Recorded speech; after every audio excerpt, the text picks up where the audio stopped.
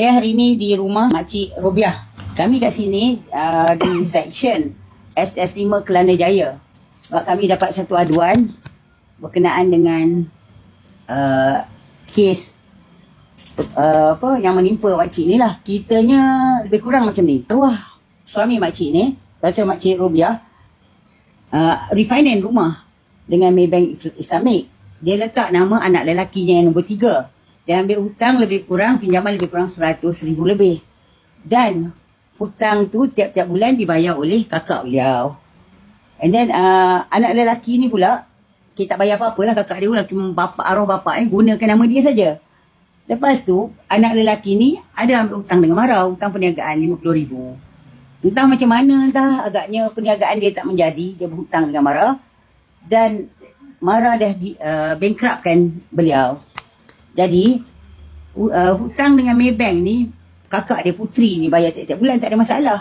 Pegawai bank pun cakap tak apalah, walaupun adik dia ni bankrupt, tapi sebab kakak dia servis untuk membayar hutang refinance arwah bapak ni, bank kata teruskanlah. Tiba-tiba apabila pegawai bank Maybank Islamic ni bertukar orang lain, dah jadi isu lain pula. Rumah ni dilelong. Rumah ni harganya lebih kurang 2 juta lebih daripada 2.5 juta. Dan hutang yang dia ambil hanya 100,000 lebih. Saya pun pelik. Kenapa tiba-tiba kalau nak dilelong daripada awal, pegawai bank Maybank Islamic tu daripada awal dia dah cakap dekat Putri, tak payah bayar rumah nak dilelong. Tapi pegawai tu cakap tak apa, teruskan bayar. Bila ditukar kepada pegawai yang lain dan dia tak bagi Putri bayar, dia terus nak lelong rumah ni. Walaupun Putri dah menangis, merayu kepada pegawai yang berkenaan. Adakah ini satu sindiket di dalam bank? Sebab pegawai ni kata boleh, tiba-tiba yang masuk orang ni buat cerita, oh tak boleh, kena lelong juga. Dan akhirnya rumah ni dah tergadai, terpaksa dilelong. Walaupun Putri dah menangis, merayu kepada pegawai yang berkenaan. Saya pelik, setahu saya pihak Maybank boleh dibawa berbincang. Tak macam ni, agaknya pegawai ni ada something wrong with pegawai ni. Saya harap pihak Maybank tolonglah bantu mereka dan tolong benteras perkara-perkara seperti ini. Saya rasa lah, banyak kes yang kami terima. Ada macam sindiket di dalam bank berkenaan dengan penjualan rumah. Saya harap pihak Maybank cakna dengan perkara ini. Saya serahkan pada Putri untuk menceritakan selanjutnya. Okey, terima kasih. Okey, saya adalah kakak kepada nama loan Maybank tu, dan memang saya ambil tanggungjawab lah untuk bayar loan tu atas nama adik, sebab memikirkan kepentingan mak untuk duduk di rumah ni. Kalau saya tak ambil tanggungjawab tu, dah lama dah rumah digadai. So saya terus bayar selagi saya mampulah. Dan pada satu hari sebelum PKP, saya dah tak boleh nak bayar. Jadi saya call Maybank, apa sebabnya? Disebab oleh bankrupt oleh adik saya 50k tu. So saya berurusan lah dengan Maybank sampailah ada satu pegawai yang seperti yang Kak Jen bagi tahu tadi, saya tak boleh nak bayar. So pegawai bank tu telefon adik saya untuk berjumpa, untuk bincangkan hal ni. Tapi adik saya berkeras untuk teruskan niatnya lelong, walaupun saya dah beritahu nanti mak nak duduk mana. Mak tak ada rumah, mak tak nak rumah lain. Yang mak tahu ini mak nak duduk sini. So saya merayu dengan adik saya dengan pegawai bank tu untuk hold supaya kami ada solution lain. Tapi pegawai terus juga dengar apa yang adik cakap. Tak ada kerjasama lah dekat situ. Walaupun saya dah puas merayu, menangis depan pegawai tu untuk kami cari alternatif lain. Tapi pegawai bank tu terus dengar cakap adik lah. Title pun atas nama dia kan. Saya pun tak ada hak untuk bersuara. Sebabkan title tu nama, walaupun saya yang bayar. Sebenarnya kami tak setuju dengan banyak tindakan yang telah diambil dalam kes ni. Pertama sekali, mana-mana pegawai bank sepatutnya menasihat peminjam supaya mengelakkan daripada kes tu berlarutan sampai dilelongkan. Sepatutnya dia bagi tahu, okey, buat pembayaran sikit ataupun ambil tindakan untuk memastikan yang kawan mereka taklah daripada teruk jadi lagi teruk. Kenapa nak lelongkan hartanah yang nilai lebih 2 juta sedangkan pinjaman daripada Mara 50,000, pinjaman daripada Maybank pun 100,000 lebih saja, dan mungkin dah bayar, mungkin separuh dah bayar dah. Kalau mereka ada 2-3 rumah lain juga. Tapi kalau memang rumah tu didiami oleh peminjam tu, dan satu-satunya rumah yang mereka ada, sepatutnya ada kelonggaran, untuk walaupun bankrupt atau apa, kelonggaran untuk mereka tinggal di sana. Sebab kalau pihak insolvensi ke ataupun pihak yang mereka berhutang tu ambil tindakan macam ni, bukan menyelesaikan masalah banyak apa-apa pun. Untuk Maybank yang pinjaman 100,000 tu sekarang daripada mungkin dapat faedah sikit setiap bulan tu, sekarang memang dah boleh you dapat rebate balik, kena bayar balik rebate semua. Tak ada apa-apa keuntungan. 100,000 tu sepatutnya memang membiarkan saja. Yang pegawai Maybank tu pun yang pelelong tu pun dia ada nama sikit lah, macam nama dia pelelong king, dengan pembeli yang pembina yang berjaya ni pun seorang ejen. Jadi daripada pegawai bank dengan pelelong yang dipanggil Leslie Lelong King ni, dengan pembeli pula bidder tu seorang ejen pula, tak nampak pun macam ketulusan yang mereka betul buat lelongan secara betul, check market value. Kalau 2 juta lebih lah kenapa lelongan pada harga yang 1.7.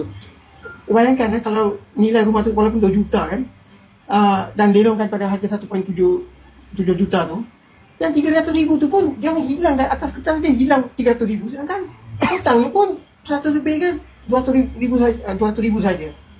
Memang tak masuk akal. Memang merugikan orang yang dah daripada berapa tahun kan mereka ada rumah tu kan, semua capital appreciation semua hilang sebab tindakan Maybank. Dan kita pun tak tahu yang siapa yang sebenarnya desak untuk dapatkan lelongan tu. Kalau kami rasa mungkin insolvensi pun tak berdesak mereka sebab hutang marah pun 50,000. Marah pun taklah damak macam nak tu hutang tu balik untuk, lepas tu proses tu melibatkan lelongan harta 200 juta untuk hutang 100,000. Jadi mungkin dalam kita tahu lah memang pegawai bank dengan pelelong semua macam ada sindiket lah mungkin, dan seperti sejak sebab tu memang kita tak puas hati lah, dan secara kebetulan pembina ni pula tidak mau bertolak langsung. Pembina ni pun sepatutnya kena ikut undang-undang. Proses dia untuk mengambil rumah tu ke dikosongkan ke, dia langsung tak kisah. Dia selesai pinjaman tu 100%, dalam berapa hari saja dia datang potong air semua. Dan memang sebenarnya tak patut. Lepas beberapa hari dia dah bawa bulldozer, dan bila penghuni masih dalam rumah tu, bayangkan bila puan rupiah masih dalam rumah, dia datang pagi pukul 9 pagi dan robohkan tembok kat luar tu. Dia pakai bulldozer. Yang ni memang tak ada undang-undang yang membenarkan mereka ambil tindakan macam ni. Sepatutnya kalau you dah dapat belian, you dah bayar habis 100% pun atas nama kamu, untuk mengeluarkan mana-mana penghuni, you kena ambil perintah mahkamah. Kenapa pula orang yang sepatutnya seorang ejen pasti dah tahu semua undang-undang yang lebih tahu daripada kita. Ejen tu pula bertindak macam tu, memang salah. Kenapa pula you masa bulan Ramadan you duduk potong air? Dia akan potong air 5 kali, potong air. Notis bagi itu daripada peguam 7 hari notis. Mereka dah duduk sini 50 tahun lebih dah. Dan sebelum lelongan tu pun mereka dah datang ke tempat ni, dan makcik tu pun dah bagi tahu, biarlah saya duduk sini. Makcik tu dah 85 tahun, saya takkan keluar. Kalau kamu sudah dapat macam warning, okey, masalah ni memang kamu kena bertabah lah. You tahu apa yang menunggu kamu. Tak boleh buat cara gangster. Kenapa pula you ambil cara gangster macam potong air? Kalau you nak tengok tembok tu kan, dia dengan robot tu kan, memang you tak bagi warning. Orang dalam rumah tu, you pecahkan rumah, tembok semua kat luar tu. Memang cara jahat lah. Memang satu-satunya sepatutnya tidak berlaku. Mana-mana pihak pun tidak mau mak dia melalui cara macam ni. Memang jahat. Kita tak setuju. Dan kita dah tulis kepada Maybank banyak kali minta beri penanganan, mereka tak mau jawab.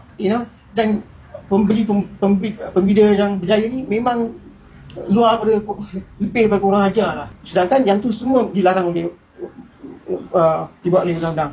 Jadi kenapa pula orang yang tahu pasal undang-undang dia pun tak boleh ikut undang-undang? Memang sedih. Saya ada dengar kata benda ni ada berkaitan dengan MARA. Pada pandangan saya lah, hutang MARA ni boleh dibawa berbincang.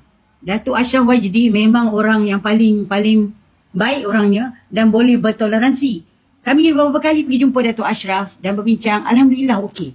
Tapi saya rasa marah, saya tak tahulah dia orang pergi jumpa marah yang mana. Sampai marah sebab 50,000 pun tak boleh bertoleransi, tak boleh membantu. Datuk Ashraf memang kami pergi jumpa memang dia memang mudah sangat membantu. Saya pelik juga. Satu lagi, orang yang membeli ni dia faham undang-undang. Dia juga pernah bertanding untuk menjadi calon di Mentakap. Jadi kenapa dia buat cara gangster macam ni? Makcik yang tua ni, makcik ni umur 85 tahun. Cuba tengok makcik ni. Umur 85 tahun ada kat sini. Patut ke tergamak ke dia buat macam tu? Tapi kalau orang Islam saya rasa tak mungkin kan. Dia tahu undang-undang, kenapa dia buat macam tu? Bawa bulldozer, pecahkan pagar apa semua, air dipotong. Memang tak patut. Orang macam ni tak sepatutnya jadi wakil rakyat. Patutnya BN yang lantik dia tak perlu lantik orang macam ni jadi calon wakil rakyat. Sebab memang zalim. Kalau jadi wakil rakyat lagi teruk perangai. Yang ni pun boleh pula pergi bulldoze pagar macam tu. Fikirlah orang tua 85 tahun dia dalam rumah. Kita tahulah awak dah beli rumah ni. Tapi ikutlah prosedur. Mana court order? Memang seorang wakil rakyat calon tidak boleh. Memang kita rasa macam suka nak percaya ini calon kat main tekap ni yang gagal lah. Tetapi kenapa pula ahli politik kita sampai standard macam tu? Makcik Robiah umur 85 tahun. Apa perasaan makcik? Sedih lah tengok rumah macam ni. Jatuh sakit. Tak pernah sakit, saya sihat. Tengok rumah saya macam tu, saya jatuh sakit. Masa dia roboh tu? Tu cakap pada Eddie, Eddie, makcik dah tak boleh tengok rumah macam ni. Makcik takkan keluar apa hal pun. Saya duduk rumah ni, fight for right. Ambil lah barang-barang saya nak ambil. Saya nak duduk rumah ni. Duit tak nak. Buat apa duit? Saya dah tua renda ni. Betul tak? Mana ada orang tua nak pindah sana, pindah sini. Tak ada. InsyaAllah. Saya doa pada Allah. Saya berjaya duduk rumah ni. Sampai saya mati lah rumah ni. Macam suami saya. Rintihan seorang ibu. Saya harap anak yang mendengar pun tolonglah fikir perasaan ibu. Siapa-siapa yang ada ibu tu, jagalah ibu anda sebaik mungkin. Jangan jadi macam makcik ni. Saya kesian. Saya tak sampai hati tengok. Umur 85 tahun. Itulah juga saya ambil tanggungjawab. Walaupun saya tahu rumah tu atas nama adik, saya korbankan gaji saya untuk bayar supaya mak saya boleh terus tinggal dekat sini. That's why saya merayu datang ke Maybank untuk hold lelong tu demi mak saya. Sebab saya tahu mak saya takkan pindah. Dan Maybank tak dengar. Sebab alasan Maybank, title atas nama adik. Dia tak boleh nak buat apa, tak ada bincang atau apa. Tu je lah. Tu yang saya datang dan tak ada solution dekat situ. Terus lelong dan pegawai bank tu cakap, oh Puteri, dah ada orang bayar 10% untuk masuk bidding. Tapi yang peliknya, masa pegawai yang pertama tu boleh pula ya. Bila pegawai tu dipindah, ganti pegawai lain, tak boleh. Dia nak deal dengan adik saja. Dia tak nak deal dengan saya. Itulah apa yang kami lalui lah. Berapa lama tinggal kat sini? Daripada kami kecil lagi. So memang susah lah orang tua tu nak keluar setelah lama duduk. Sebab mindset orang tua tak macam kita. Oh kalau rumah dah lelong, kita boleh pindah tempat lain. Bukan senang. Saya tahu, saya faham rumah ni dah dilelong. Tapi bagi mak saya, dia tak faham proses. Jadi apa yang dia tahu, tu rumah dia. Itu yang saya cuba elak, bercakap dengan Maybank untuk hold sampai kami ada solusi lain. Untuk apa yang pembeli ni, janganlah buat cara gangster nak ambil rumah ni. Saya tahu anda membeli rumah ni. Tetapi janganlah bulldoze rumah macam tu saja. Kita ada undang-undang, negara undang-undang. Anda pun dicalonkan jadi wakil rakyat itu hari kan. Mesti pandai undang-undang, mesti undang-undang kat tangan. Tugas wakil rakyat, bakal wakil rakyat pun membantu rakyat. Anda tahu undang-undang, sepatutnya anda tak boleh buat macam ni. Walaupun kita berbangsa lain, tetapi adab tu mesti ada kan. Kita duduk kat Malaysia. Pada mulanya memang dia setuju untuk bahagi sama rata hasil jualan tu. Tiba-tiba satu hari, saya tak tahu kenapa, dia tak jadi bagi. Dia cuma nak bagi 500,000 saja pada kami. Jadi 500,000 tu memang banyak nampak. Tapi yalah, nak diganti dengan apa yang nilai rumah ni, dengan apa yang terjadi, tak sepatutnya lah adik saya cakap macam tu. Sebab rumah ni adik, memanglah rumah title nama dia, tapi yang membayarnya, yang menjaga mak adalah kami. Dia langsung lepas tangan tanggungjawab dia sebagai anak, dan sepatutnya rumah yang patut dibayar oleh dia, tapi dia tak laksanakan tanggungjawab dia, termasuklah menjaga ibu dia. Saya dapat tahu tadi daripada makcik masa saya sembang. Makcik kata makcik ni dulu bekerja sebagai seorang jururawat dan arwah accountant. Arwah suaminya accountant. Dan duit tak cukup, dia pergi, masa duit tak ada tu dia berniaga goreng pisang untuk mencukupkan duit untuk beli rumah ni. Itulah bila fikir balik, mak ayah kita berusaha bermati-matian nak adakan rumah besar, nak bagi keselesaan pada anak-anak. Bila tiba masa tu anak-anak buat macam tu, sedih. Saya kesian makcik menangis tadi. Saya tak sampai hati tengok. Saya harap anda di luar sana yang ada ibu ayah, tolonglah jaga ibu ayah anda. Janganlah buat sampai macam ni. Mak kita pula jadi merempat. Kita duduk kat rumah cantik-cantik, bersenang lenang, dan ibu kita jadi macam ni. Syurga memang di telapak kaki ibu. Tetapi saya pun tak tahulah sekarang anak-anak sekarang ni. Saya bercakap ni muhasabah untuk diri saya juga. Yang kalau baki daripada insolvensi ke apa-apa, anak yang penama tu dia akan dapat mungkin hampir 1 juta. Yang apa ni, 3-4 lagi yang sepatutnya dapat, Tak dapat apa-apa. akan dapat 500,000. Itu yang dia janjikan. Tetapi bila dia minta untuk letak dalam hitam putih untuk sign dokumen, tak mau. Jadi daripada itu pun, kalau yang 500,000 yang kamu janji kata nak bayar kepada ibu kamu pun, kamu tak boleh letak dalam hitam putih. Kenapa pula macam tu? Macam mana kita nak percaya? Sedangkan rumah ni masalah tu datang daripada kamu. Kalau kamu yang sepatutnya nama kamu menjadi nama atas pinjaman tu, kamulah kena jaga pinjaman tu. Lepas tu yang pasal kamu dibankruptkan daripada pinjaman daripada Mara, yang tu tentulah punca masalah kena lelong hartanah ni. Kalau tidak, pinjaman Maybank memang kakak dia akan bayar. Jadi macam mana pula? Semua ni memang berpunca pada kamu, dan duit ni sekarang pun kamu yang ambil, dan kamu tak boleh bagi dalam hitam putih pun. Yang baki tu, yang 500,000 kamu kata nak bagi kat mak. Jadi memang saya rasa macam, kalau daripada pembina yang berjaya ni kan, kalau dia melanggar undang-undang untuk cara dapatkan ni, sampai setakat nak robohkan rumah, datang dengan pihak polis pun 3 kali ke 4 kali datang dengan bulldozer, dan dia letak roro bin kat luar tu, sampai makcik tu ni tak boleh keluar dari rumah dia pun. Kalau dia tak buat ambil tindakan macam ni, kita pun akan langgar undang-undang, kita pun tak akan keluar dari rumah. Biar makcik tinggal di sini, you know. Tak payahlah you bawa lah siapa yang nak bawa, you know. Kita pun boleh bawa orang juga. Tadi kalau kalau dari awal lagi kamu dah tahu dah masalah makcik tu di sini, kamu tak akanlah digin sampai macam tu. Kamu sepatutnya tahu yang ada masalah ni dan masalah ni, bukan buat cara yang memang teruk sekali.